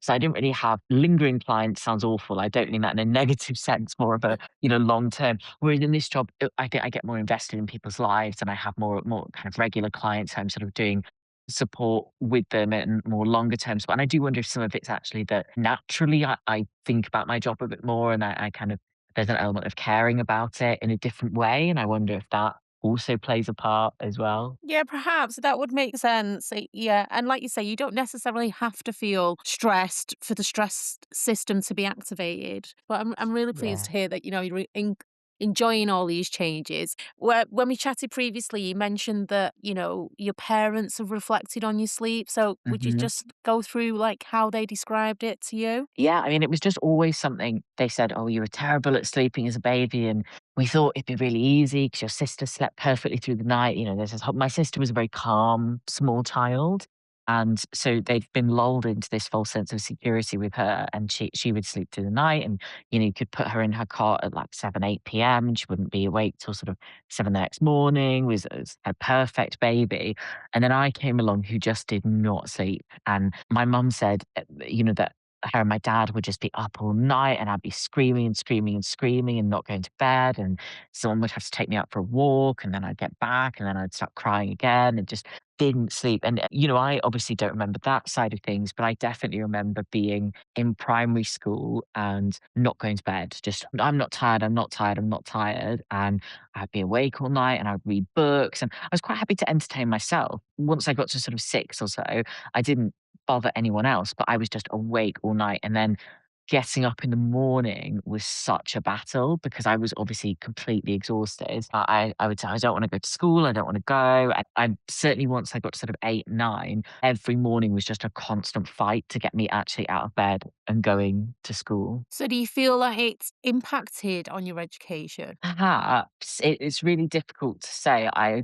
generally did okay in education, but I think that it certainly impacted on my emotional well-being, and my ability to sort of function in school. So in that sense, yes, I think it certainly impacts on my educational experience. I think I got so used to being tired, I don't think I really knew what it felt like not to be tired on a certain level because I going into my teen years, I still was awake all night. And yeah, I think that it probably had an impact in ways I didn't realize. Like I would get headaches and things like that. And I do wonder how much of that was just complete exhaustion because of not sleeping properly and, feeling really emotionally dysregulated. And obviously they go so hand in hand. If you're emotionally unregulated, then you struggle to sleep. But then if you struggle to sleep, it affects your emotions. And it's almost this kind of cycle where you just can't get out of it. So you mentioned that your mum did kind of highlight it to the Mhm. ophthalmologist. When you would have been seeing your ophthalmologist as a child, Yeah. that would have been quite a number of years ago. Yeah. When your mum has raised this, what was their Mhm. response? I don't think anyone really had a response. We see that in blind children. And actually, my ophthalmologist was great, right? He was really, really good in lots of ways. And I think I was really lucky. But I don't think it was talked about. It was sort of, oh, well, blind people just find sleeping difficult. And I also think, mental health wasn't talked about, neurodiversity. None of these things were really discussed unless someone had such a significant disability that it could not be ignored. I don't think it was talked about at all. And so it was almost one of those things, oh, well, you're getting, your grades were all right in school, so that's fine, irrespective of whether everything was fine or not. I would say that it's very easy for my sleep to get disrupted. So I always was like, "Oh god, it's Christmas," and that sounds terrible to say, but I knew because maybe I wouldn't be at work and things like that, that if my routine deviates and my sleep is disrupted even for a couple of days, or like going on holiday and things, it can just completely struggle everything out for months and months and months. And you've also got an ADHD diagnosis. Yeah. What stage in life did you receive that? I was 27, so it was relatively late, in life, and looking back, it makes so much sense. I mean, if you look at my school reports, it was always things like, "Oh, needs to stop rushing through work and take time to edit, and must remember to bring the correct folder to class," and all these kinds of things that you kind of go, "Oh God, right, okay, this was clearly there from the beginning." But yeah, I mean, it was quite late on, and then that led me to sort of exploring the overlap, I guess, between people who are congenitally blind and people who are neurodivergent. And there are so many behaviors and issues and all different things that are actually a real overlap in this group. And Mhm. obviously we know there's a higher incidence of neurodiversity within, and certainly within my eye condition, there's quite a high rate of neurodiversity, I think. So when you received that diagnosis, and I know you Mm, just kind of accepted from being younger, mm, I'm vision impaired, me sleeping well is just one of those things, and that was obviously the messaging that you yeah. received.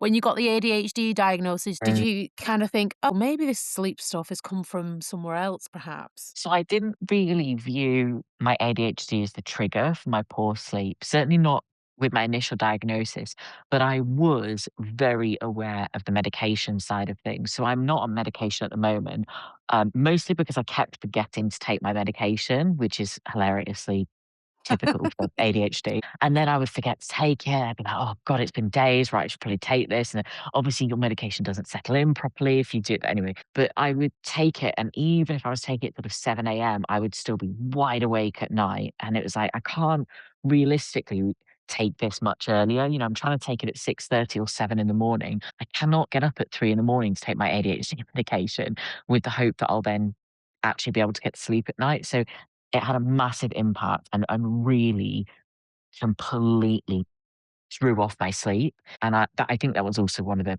factors that led me to stop taking it, and I want to explore different medication, but yeah, I very much looked at it in the context of, God, medication's really a nightmare, even though it's helping with some of the other aspects.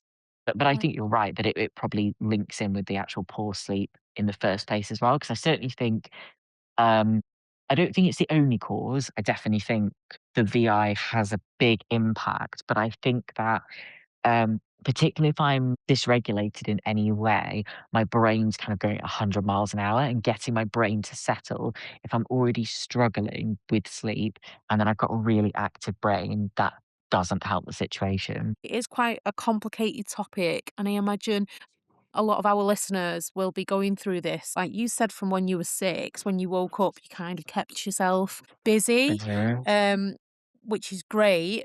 And, there's a lot of children who are waking up in the night and don't keep themselves busy. Well, yeah, and then that has a massive impact on the parents. I would just sort of, I just wouldn't go to bed, but I'd be in my room and I'd read and I'd play with my toys. And I probably was annoying sometimes. Like, don't get me wrong, I don't think I was perfect by any means. I probably came down and pestered my parents at some points, but I think as long as I had books and stuff, I was quite happy being on my own. But I was also relatively introverted. So I think that was, if you've got a more extroverted child or a child who has higher need in general, like for other additional needs, right? And then is awake, that is very different to a child who can just read a book. And that creates a whole other dynamic for parents to then have to try and deal with as well. Yeah, well, my daughter, she doesn't come out of a room and she doesn't bang on things anymore, which she used to do when she was really little. But she sings because she's quite low verbal. She Mhm. sings, and it's very beautiful. But it's not very beautiful at 4 o'clock in the morning.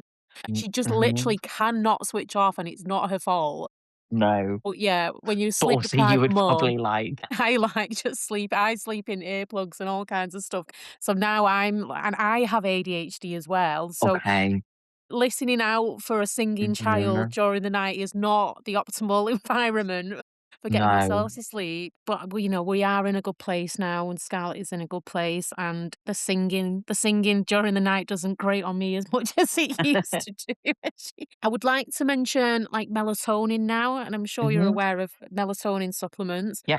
Have you ever explored or tried or spoken to anyone about it? I have, probably not in the most amazing way. So in the US, you can actually just buy melatonin. It's not regulated in the way it is in the UK. And so actually when I lived in the US, it was a lot easier for me to just buy melatonin and take it. I find that it can leave me feeling that, so I think it's great in some ways. So I'm not, against it or anything. What I noticed, this is probably because I was just kind of guessing what dosage I needed, right? Which probably isn't the best way of doing it. It would often leave me feeling, I don't know how to describe it, like kind of fuzzy the next day, I guess. Like, as in I was still tired. And I'd be like, oh God, I can tell I've taken it the night before. And I'm just a bit, I don't know, it was weird because it would get me to sleep, but I don't know that I felt like I'd had good quality sleep. But I know it Yeah. really works for some people. So I don't think it's that melatonin is bad either. I think maybe I just wasn't doing it in a very good way. Yeah, because I think a lot of kind of VI parents are keen to explore that, Mm. especially if it's become a struggle. Hmm. I can only speak to my own experience with my daughter that if she doesn't have melatonin, she'll stay awake for 24 hours. Yeah. Oh, That being said, she can't just take melatonin and she goes to sleep. There has to be this mm, long, very strict bedtime routine. There has to be okay. all this sensory input from when she returns from school. Okay. So the two of them have to work in harmony. And I think, Mm, the therapeutic and the medical are both important. And, for parents that are really struggling, it's nice for them to know that there is potentially something out there that they could be prescribed that may help. yeah. So it's just nice to ask vision impaired adults like what their experiences are of it. Yeah. And I think I would say it's always worth trying stuff, right? Because it's not going to sort itself out if you're not actually able to try things. Actually, don't sort of stay in this situation where it's like, oh, well, they just sleep badly, because that's not good for anyone in the house, is it? I know that some people have said like GPs can be kind of resistant to it, but I think it's always worth pushing and trying. Okay, brilliant. Right. Thank you very much for that, Connor. That was really insightful and helpful. And I appreciate you taking the time to come and sit and chat about this today. No worries. Thank you so much. Thank you.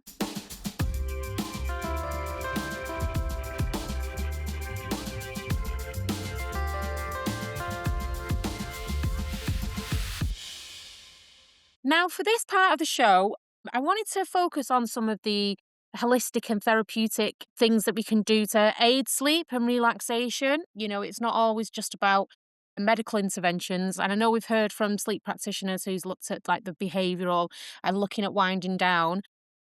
So I'm going to welcome Jane from Makia Sound. So my name's Jane and I'm the owner of an organisation called Makia. I'm a sound healing facilitator and I run sound healing workshops and wellbeing workshops for a range of people from nursery and intergenerational settings, so a nursery in a residential home. I've worked with workshops in primary schools. I also run sound baths for the local community, as well as act as a one-to-one sound healing facilitator for people on their own wellbeing journeys. Okay, so for listeners who might be new to this, like how would you describe a sound bath? Okay, so a sound bath is a deeply relaxing, immersive experience, and you're surrounded by a variety of different therapeutic sounds, which all create a different vibration. Typically, during a session, people can either lie down or they'll sit comfortably, and I'll use instruments such as singing bowls, maybe some gongs and chimes, and they'll create a continuous flow of sound. A sound therapy session can also incorporate vocal toning, either as a recipient of someone else toning to you, or you can be guided through a session where you would do this together. Because vocal toning and the use of our own voice through techniques such as humming, it can be a real gateway to feeling calm and for helping you to manage your own emotions. So if you're attending a sound bath session, you don't need to do anything as a participant. There's no effort, there's no real technique to learn. You're simply receiving the sound And then what's really interesting is that it's not just something you hear, but it's something that you receive in the body as well. Okay, so what first drew you to working with sound as healing and relaxation practice? Okay, so my background is in ethnomusicology, which is the study of music and cultures throughout history. So I spent a lot of time researching and learning into how ancient cultures, such as the Egyptians and the Greeks, used music and sound as a healing modality. My first experience of a sound bath came about when I was actually exploring and engaging in a range of different holistic practices to support me on my own healing journey. So I have a chronic health condition and was looking into alternative therapies to help manage my symptoms and my own well-being. And then when I began to experience firsthand the benefits of attending sound sessions on a regular basis, my own curiosity went a bit deeper into how sound affects the body and the mind, not just emotionally, but physiologically as well. That curiosity then led me onto a path to gaining a diploma in sound healing, and I became a member of the College of Sound Healing and also a practitioner for the Complementary Medical Association. And from there, I've seen firsthand that the work that can be done through sound therapy is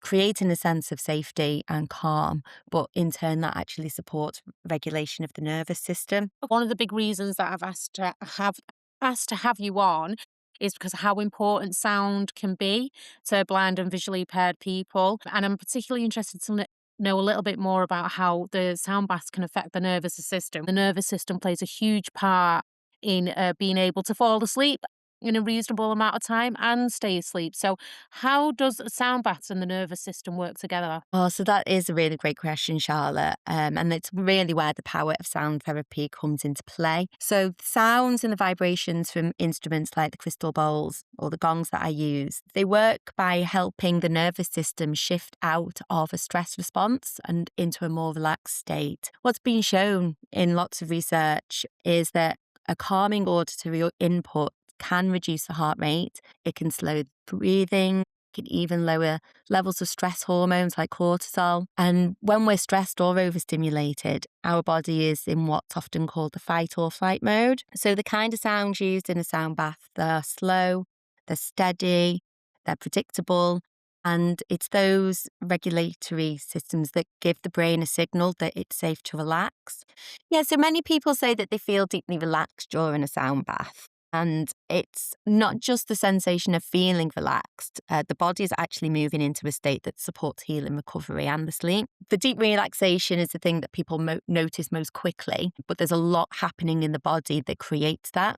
The main thing is the shift in the nervous system. As the sound begins within a session, the body starts to move out of that fight or flight state that we've mentioned and into the parasympathetic mode or the rest or digest state. Physiologically, that means the heart rate is slowed, the breathing becomes deeper and more regular, and the muscle tension begins to release. You're essentially moving into the same state that the body needs to fall asleep. The studies using the EEG, measuring the brain waves, show that people can shift from the more alert, busy brainwave patterns into the slower ones, the alpha and the theta. Those are the states linked with relaxation, meditation, and that in-between space when you're not fully asleep, but not fully awake either. But then there's the physical sensation of the sound itself. The vibrations can be felt in the body, which helps to bring your awareness out of the mind. That can be a very grounding experience, almost like your body is being gently held by the sound. But there's also the hormonal side to it as well. So as the body relaxes, levels of stress hormones decrease, and that creates a sense of safety and calm. So it's that deep relaxation that people feel. It's that combination of nervous system calming, the brainwave slowing, hormonal shifts, and the physical release all happening together. No, we're not specifically talking to neurodivergent people with this podcast. We are for visual impairment, but the vagus nerve plays a part in sensory processing disorder. And you know, throughout the episode, we've touched on this. So can you tell us a little bit more about this nerve and relaxation? Yeah, so the vagus nerve plays a really central role in how we regulate stress and relaxation. So it's part of the parasympathetic nervous system. And you can think of it as a communication pathway between the brain and the body, which helps to regulate things like our heart rate, our breathing, and our digestion. basically all the functions that allow the body to slow down and to feel safe. So sound can support the vagus nerve activity in a few different ways. One of these is through slow, steady auditory patterns, which help regulate breathing and the heart rate, both of which are directly linked to vagal tone or how well the vagus nerve is functioning. There's also a physical aspect. So the vagus nerve runs close to areas of the body that are sensitive to vibration, such as the chest, the throat, and even our inner ear.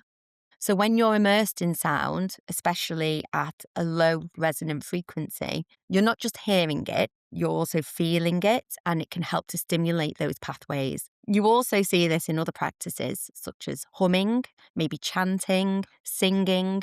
They've all been shown to activate the vagus nerve through direct vibration in the vocal cords. And this technique is incredibly beneficial. Sound baths will work in a similar way, but obviously externally through the hearing of the instruments. So while we're still building research specifically around sound baths, there's a strong physiological basis for how sound can support vagus nerve activity.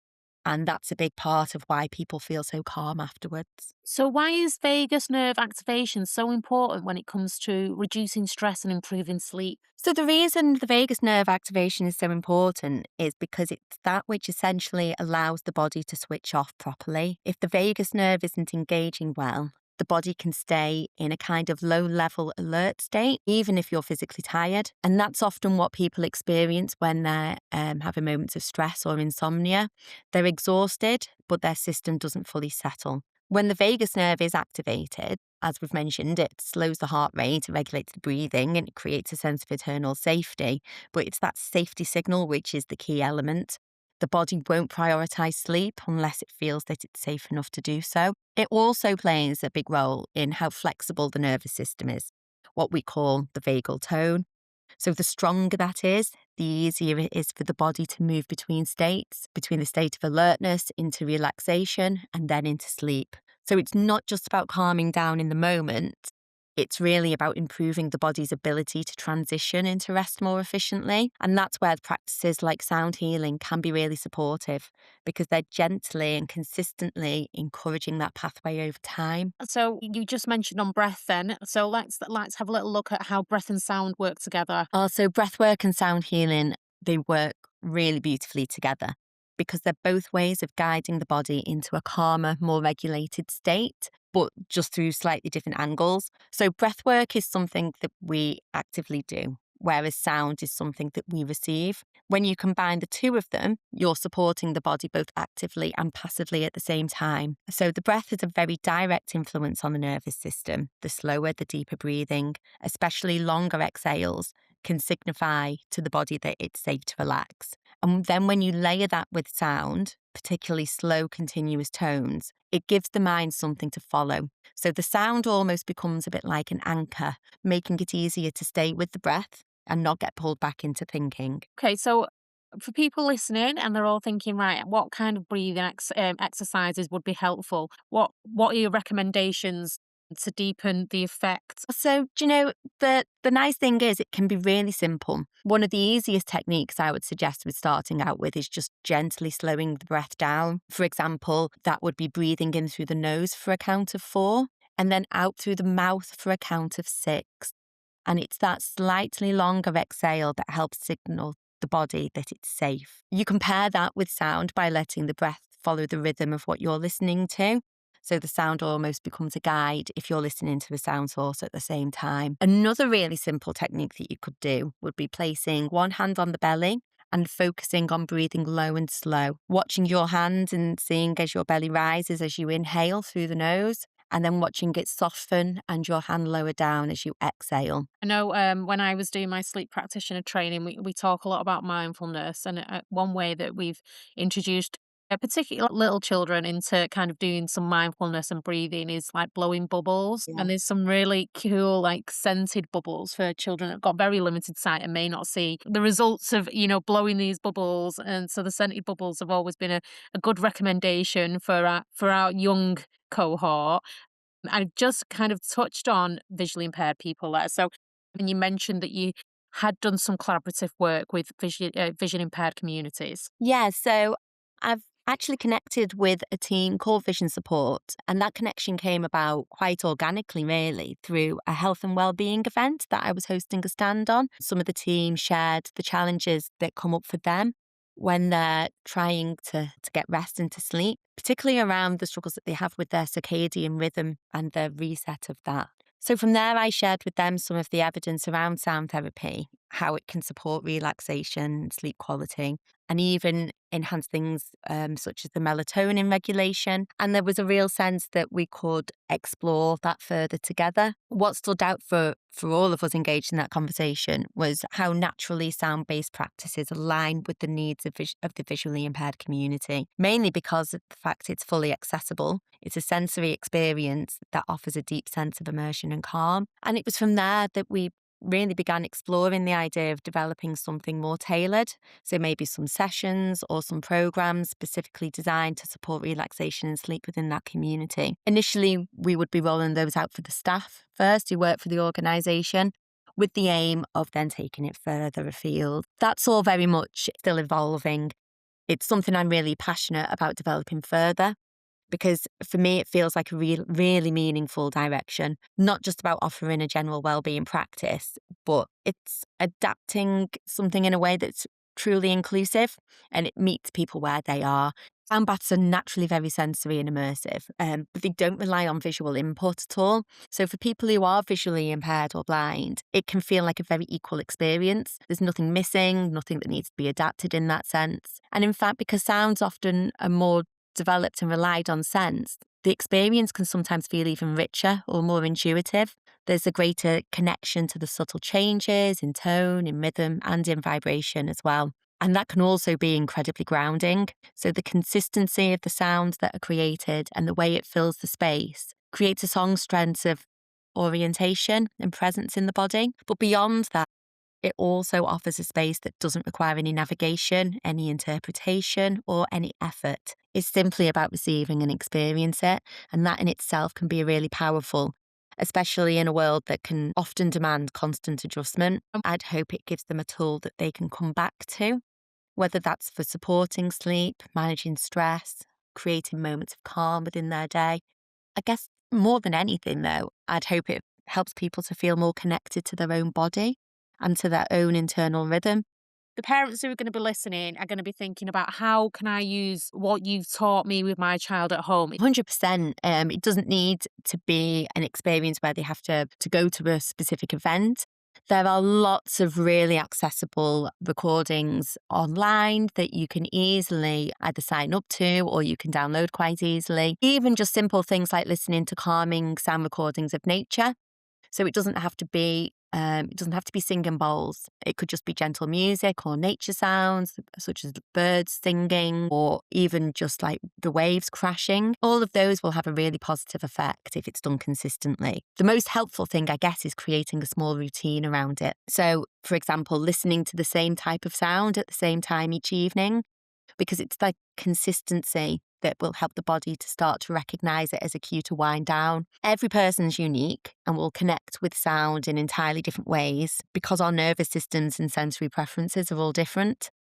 So it's really worth exploring different sound modalities to discover what feels most calming and what is the most supportive for you. You could also combine that then with something very simple like slowing the breath, or just simply lying comfortably on your bed and allowing yourself to fully switch off for a few minutes. It's something that the whole family could engage with, or it could be an independent bedtime routine. So while a live session has its own benefits, there's definitely ways that you can bring that experience into your own home that is accessible and supportive. What's one simple practice you'd recommend people to try tonight to help their nervous system unwind before bed? Do you know what? Simplicity is absolutely the most important thing. And I would just start by maybe just setting aside 5 or 10 minutes before bed to lie down or sit comfortably. Just find some gentle calming sounds, something that's steady, that's not too stimulating, and just focus on slowing the breath. Always ensure that the breath is taken in through the nose